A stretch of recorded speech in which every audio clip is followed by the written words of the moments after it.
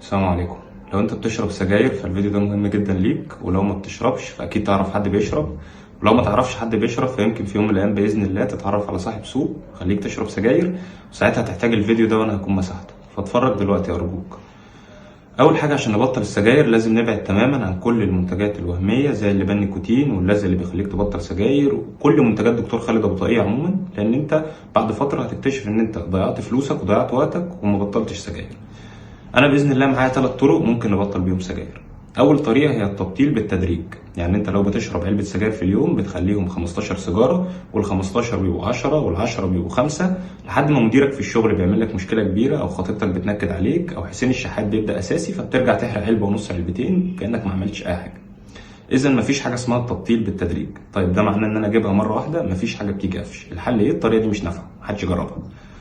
طيب تاني طريقه هي التبطيل بالاكراه، ان انت بتنزل تشتري علبه كليوباترا على علبه مونديال على علبه بولمل على علبه سوبر على كل السجاير اللي الفرط منها بيعديش جنيه وربع، ومع انك عايز تبطل بس بتبدا تحرق كتير، تحرق كتير قوي مع الوقت، ومن كتر ما السجاير رديئه كان نفسي اقول لك هتكرهها، لكن بالعكس هتتعود عليها وهتكتشف انها موفره لك فلوسك، وعشان سجاير وحشه فما حدش هياخد منك. يعني الطريقه دي مفيده ليك جدا كمدخن، فما تجربهاش برضه زي الاولانيه بالظبط.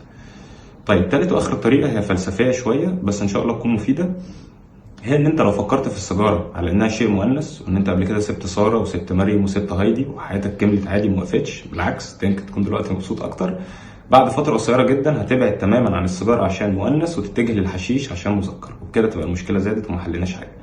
طيب ولا طريقه من الثلاثه نافعين فعلا، ولا طريقه من الثلاثه نافعين، لان انا اصلا مدخن ونفسي ابطل سجاير، فلو اي حد يعرف طريقه نبطل بيها كلنا يا ريت تسيبها لنا في الكومنتات. شكرا.